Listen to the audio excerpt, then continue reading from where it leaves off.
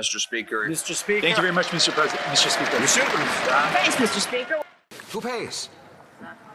Who pays for this latest $50 billion orgy of spending by this costly Prime Minister? We know who won't pay. It won't be those with trust funds that protect their millions of inheritance like the Prime Minister, nor the billionaires that invite him to their private Caribbean islands. They'll hide their money. You know who will pay? You will pay. You, the welder or waitress who can't pay your mortgage because he's inflated the mortgage rates. You will pay because he carbon taxed your food and now you can't feed your kids. Why should you pay for him?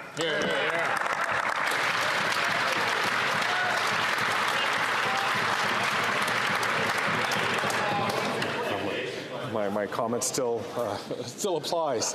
The Right Honourable Prime Minister. Mr. Speaker, it is interesting to see the lengths to which the Leader of the Opposition will go to avoid saying that he is choosing to stand with the ultra-wealthy, against the middle class, against young Canadians. When we first got elected and raised taxes on the wealthiest 1% to lower them for the middle class, the Conservative Party and that leader voted against it. We're asking for the wealthiest in this country, the wealthiest 0.1%, to pay more in taxes so we can support the middle class, so we can restore the dream, particularly for young people, of home ownership, of a brighter future that the world is taking away from people all over the world. The Honourable Leader of the Opposition. Mr. Speaker, the Prime Minister likes to blame the world for the problems that he caused. He doubled the debt, doubled the rent, doubled mortgage payments, doubled the needed down payment, and now he's doubling down on the same costly mistakes that have made life unaffordable for Canadians. When will this Prime Minister realize that he's not worth the cost and that repeating the same thing 9 times and expecting a different result is the definition of insanity?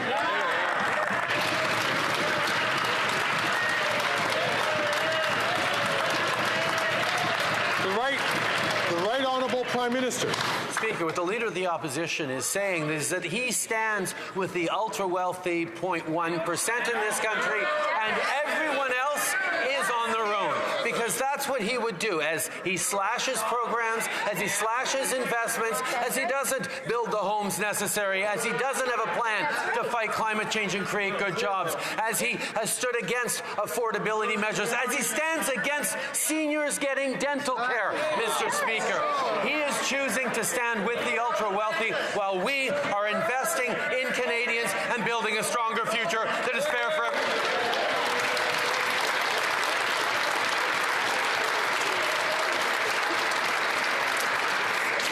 The Honourable Leader of the Opposition. Mr. Speaker, he is the ultra-wealthy.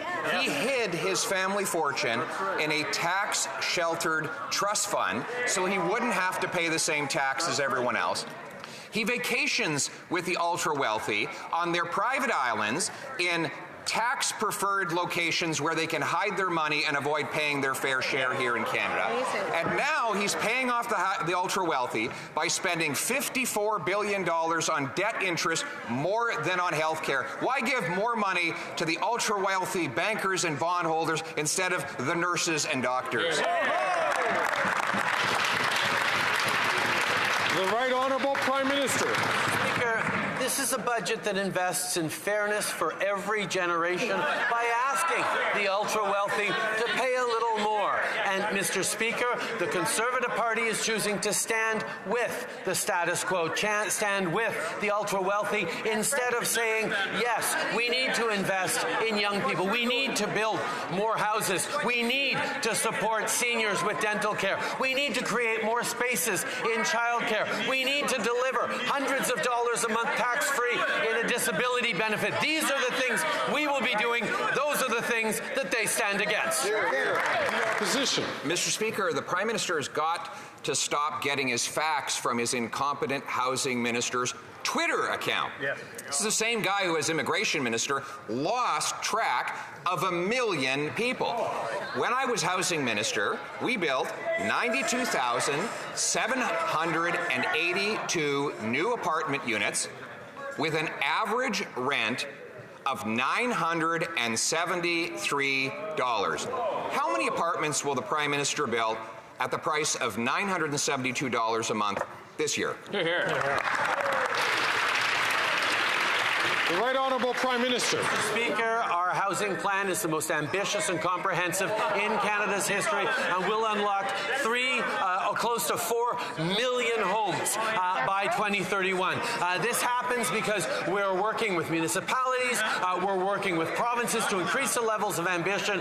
We've put out the most comprehensive and ambitious housing plan this country has ever seen because we know that making sure that young people can afford a home, making sure we change the way homes are built in this country is about building a stronger future for everyone in this country. That's what fairness for every generation looks like. That's what this government is focused on while they're focused on cuts. The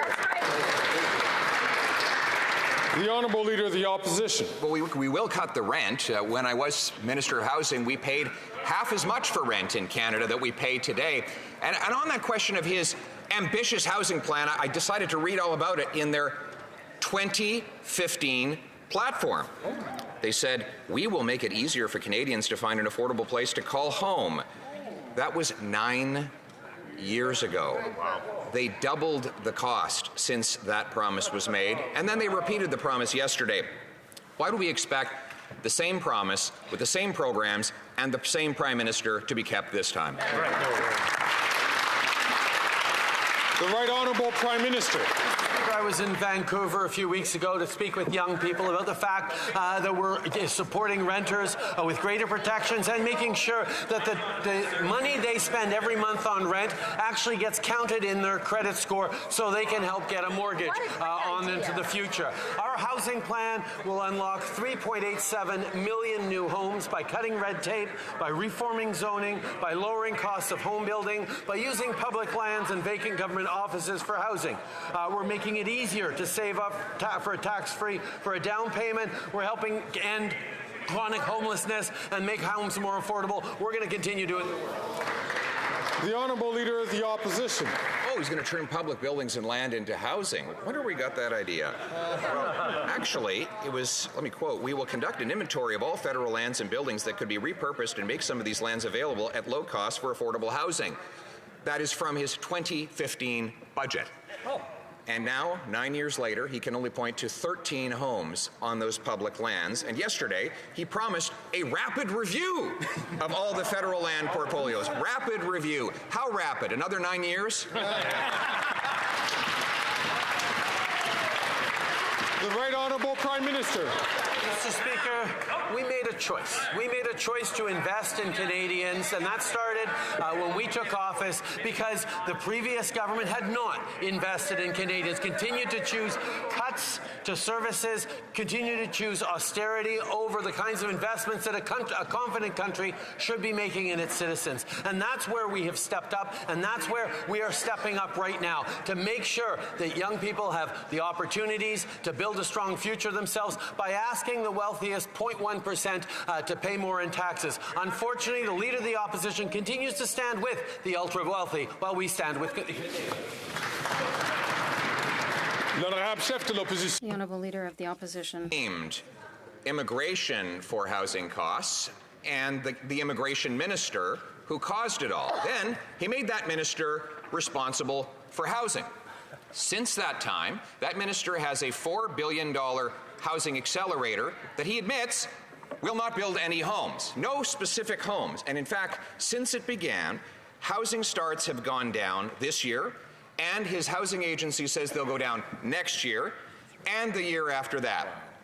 How is it the Prime Minister can spend $4 billion on a housing accelerator that decelerates home building? The Right Honourable Prime Minister. Speaker, I'm happy to talk about the housing accelerator because it stands in direct contrast with any plan that the Leader of the Opposition has put forward to pick fights with municipalities and provinces on housing.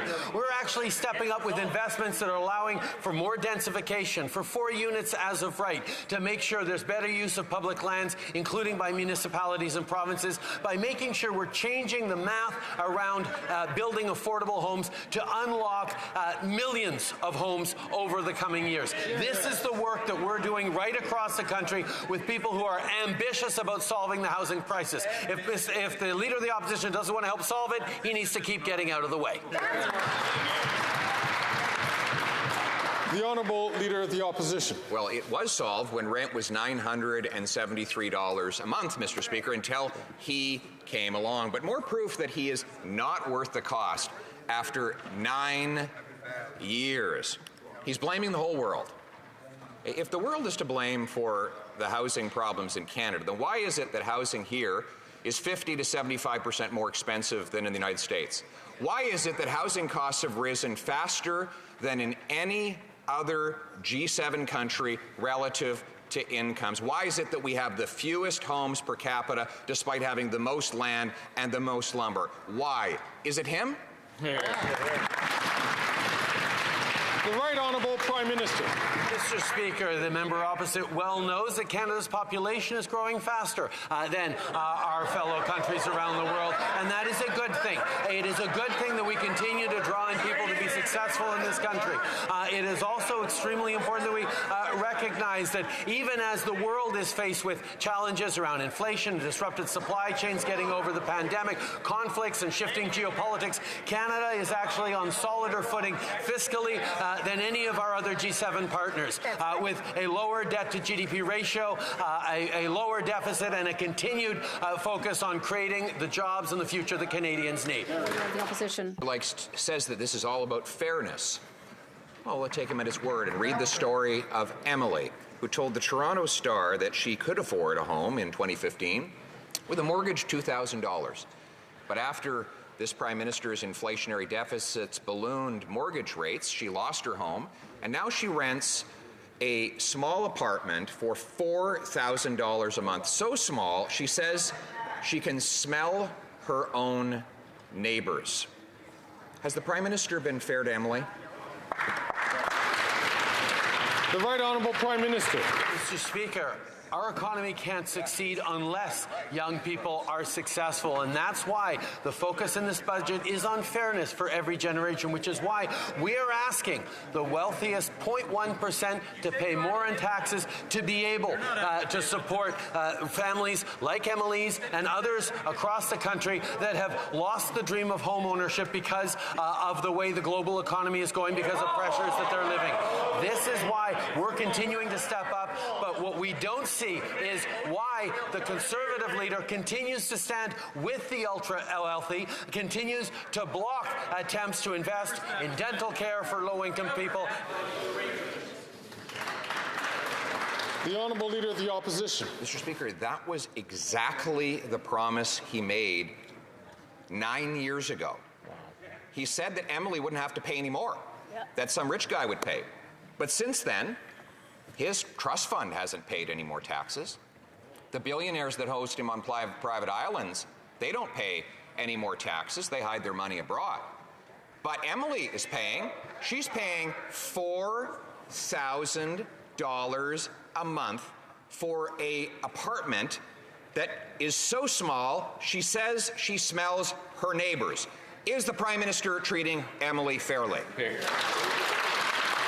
Right Honourable Prime Minister. Mr. Speaker, the Conservative solution for Emily is for governments to do less to support her, to do less to invest in childcare that she may or may not need for her kids, the support for her parents or grandparents who can go to the dentist now because of a Canada Dental program that the Conservatives have blocked, the investments that are going to actually support building more infrastructure in her community, whether it's public transit and, quite frankly, the investments that are going to ensure more apartment buildings, more affordable rentals, more affordable homes are being built. He wants to do less for Emily. We're doing more. The Honourable Leader of the Opposition. Mr. Speaker, in 2015, Emily had a home with a mortgage payment of $2,000. Now she has an apartment with a rental payment of $4,000. How can he possibly suggest that she's better off paying twice as much to rent a place than she was under Conservatives owning one? Here.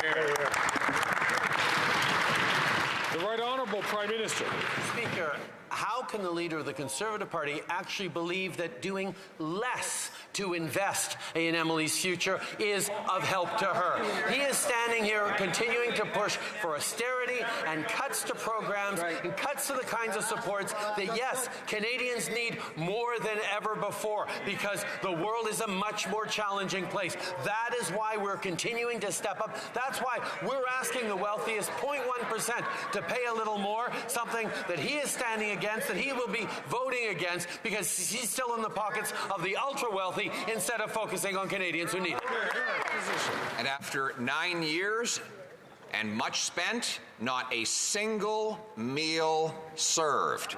What he has served up is a tax on the food of the very children he claims to want to help. A tax that will cost every single middle-class family more than they get back in rebates, according to a scientific study by the Parliamentary Budget Officer. A tax he increased by 23%. If he really wants to stop the hunger for 1 in 4 kids in schools today, will he axe the tax? The Right Honourable Prime Minister. Mr. Speaker, just this past Monday, millions of Canadians received the Canada Carbon Rebate in their bank accounts. That puts more money in the pockets of 8 out of 10 Canadian families across the jurisdictions in which it applies, according to the Parliamentary Budget Officer. 8 out of 10 families, which is middle class and lower income families. But the Leader of the Opposition chooses to stand once again with the wealthiest families, the ones with big indoor swimming pools and 9 big cars. Those are the things they're choosing to stand with because we're putting more money back in the pockets of Canadians. The Honourable Leader of the Opposition. Mr. Speaker, the Prime Minister thinks anyone who puts gas in their car is rich and needs to be made poor. He thinks any single mother who's not already pouring water in her children's milk is too rich, and he wants to make her poorer. He thinks that families that are heating their homes in big, cold Canada are too rich, and he wants to make them poor. A little bit rich, coming from the guy who stuffed his family fortune in a tax-sheltered trust fund and helps his billionaire island friends avoid paying their bills. So why doesn't he stop taking from the have-nots to give to the have-yachts? Hear, hear. The Right Honourable Prime Minister. Mr. Speaker, in this budget, we're proposing to ask the ultra-wealthy to pay more in taxes to support lower-income Canadians and middle-class Canadians, something that the Conservatives are standing against, Mr. Speaker. They choose to stand with the ultra-wealthy while we continue to invest in supports for families. We've cut the child poverty rate in half since 2016. We've continued to move forward on investing in supports for families right across the country. And with this budget focused on fairness for every generation, we're continuing to do exactly that, despite the opposition of the Conservatives. The Honourable Leader of the Opposition. Not the opposition of the Conservatives he needs to worry about. It's the Liberal Premier of Newfoundland and Labrador. Quote, on the carbon tax in particular, the Prime Minister has tried to bait me at times with certain ad hominems and name-calling almost. But look, we have a very different opinion on the carbon tax. I wish the Prime Minister would understand that. He's being very sclerotic in his approach and on this ideological marriage that he has to this carbon tax. Mr. Speaker, will he end his ideological marriage with the carbon tax so that Canadians can eat, heat, and house themselves? The Right Honourable Prime Minister. Mr. Speaker, I am resolute that I will fight climate change and put more money back in the pockets of Canadians right across the country. Any Premier is welcome to come forward with a plan to put a price on pollution that meets the levels required by the federal government instead of complaining. But that is what we will continue to do. We will ensure that a price on pollution that puts more money back in the pockets of 8 out of 10 Canadians, including in Newfoundland and Labrador, continues to be in place right across the country, because that's what Canadians need for a stronger future and for affordability. The Honourable Leader of the Opposition. Speaker, the Parliamentary Budget Officer confirms, in fact, that 6 out of 10 Canadians pay more in carbon tax than they get back in rebates. 100% of middle class or middle quintile Canadians pay more in tax than they get back, with it being especially bad for rural and suburban Canadians. And now we have 2-year highs in gas prices all across Ontario. Ontarians punished because of a 23% carbon tax. They can thank him every time they fill up the tank. Why won't he axe the tax so that Ontarians can afford to drive to work? The Right Honourable Prime Minister. Mr. Speaker, Ontario is an excellent example of a jurisdiction that chose to move forward with its own cap-and-trade system so they would not be subject to the federal carbon pricing backstop. But it was the choice of a Conservative Premier to scrap the carbon pricing system that they had that took on the federal carbon pricing backstop. But that's not all bad, Mr. Speaker, because that actually puts more money in the pockets of 8 out of 10 Ontarian families, which is something that the Parliamentary Budget Officer has confirmed repeatedly. Mr. Speaker, we're fighting climate change and putting more money back in people's pockets. Mr. Speaker, austerity is what people are living every day when they can't afford to eat, heat, or house themselves after 9 years of this Prime Minister. But when they pay the GST, they assume that they're getting something in return. It turns out that they pay $54.1 billion in GST, and it costs them $54.1 billion in interest on the national debt.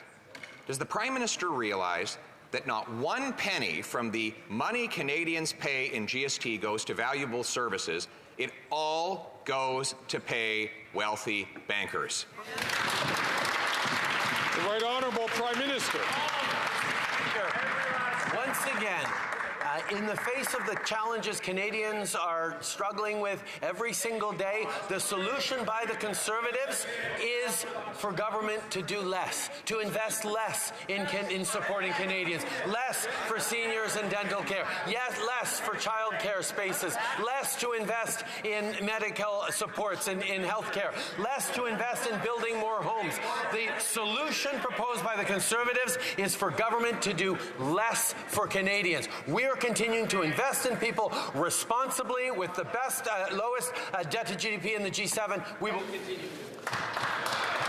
The Honourable Leader of the Opposition. Less for bankers and bondholders, Mr. Speaker. More for doctors and nurses. This year, for the first time in over a generation, the federal government will spend more on interest for the national debt than we do on health care, after he doubled the size of the debt and grew health spending slower than the previous Conservative government. Why is it that he wants to give $54 billion hard-earned Canadian tax dollars to wealthy bankers and bondholders and not doctors and nurses? The Right Honourable Prime Minister. Speaker, that would perhaps be a more credible partisan argument if it wasn't for the fact that the Conservative Party consistently stood against investments to support Canadians. The dental care program we're putting forward that's going to help already the 1.7 million seniors who've signed up, the Conservatives have not only voted against, but are busy spreading misinformation around the country to try and scare people out of that program for partisan gains. The fact is, we're going to continue to invest in child care spaces because that helps families. We're going to continue to invest in in supporting students so they have less debts. We're going to build more homes. They want.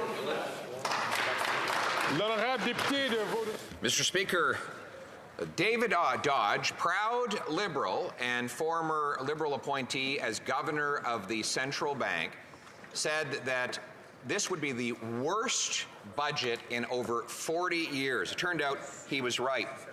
We've had John Manley, who said the Prime Minister is pushing on the inflationary gas pedal, Manley being a former Liberal finance minister. Now we even have Bill Morneau condemning the government of which he was the former finance minister. Mr. Speaker, why is it that so many Liberals have come to the conclusion that this Prime Minister is not worth the cost?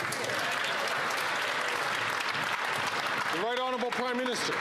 Mr. Speaker, there are people like the Conservative Party of Canada that are going to choose to stand with the ultra-wealthy and not stand with young people who need better supports as we ensure more housing, more investments, more opportunities for them to succeed in an economy that is increasingly tilted towards the ultra-wealthy, away from young people and the middle class. That's why we're going to continue to step up and put money in the pockets of Canadians who need it by asking the wealthiest to pay a little bit more, something the Conservatives will continue to stand against because they stand with the ultra-wealthy. The Honourable Leader of the Opposition. Mr. Speaker, all the adults in the Liberal and NDP parties are saying that this budget is irresponsible. We have John Manley, former Liberal finance minister, saying this Prime Minister is pushing on the inflationary gas pedal. David Dodge, renowned Liberal, is saying it could be the worst budget in 4 decades. Bill Morneau, remember him?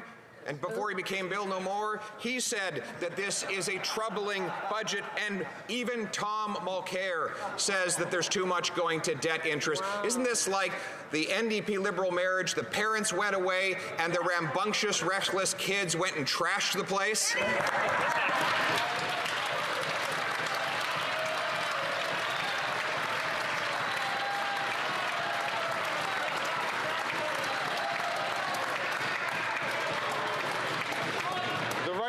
Prime Minister. Speaker, while the Leader of the Opposition continues to focus on partisan attacks, we're going to stay focused on building a better future for Canadians. Speaking of inflation, Mr. Speaker, this is the 3rd month in a row in which inflation has been within the Bank of Canada's target range. That is because we continue to govern responsibly in a fiscally sound way that is at the forefront of the G7, even as we step up to invest in Canadians and in their future. Confident countries invest in themselves and their people, Mr. Speaker. That is what we are doing, while the Conservatives propose to do less, to invest less, to support Canadians. The Honourable Leader of the Opposition. Speaker, it's not me that's doing personal or partisan attacks against this Prime Minister's agenda. It's his fellow Liberals and New Democrats. It's his coalition partner who simultaneously attacks everything he does and then enthusiastically stands up to support it. It's the Prime Minister who attacks his immigration minister for letting the system get completely out of control and then attacks himself for doubling housing costs, making life so unfair. If they're so busy attacking themselves and their own record, why don't they just call a carbon tax election so Canadians can vote them out?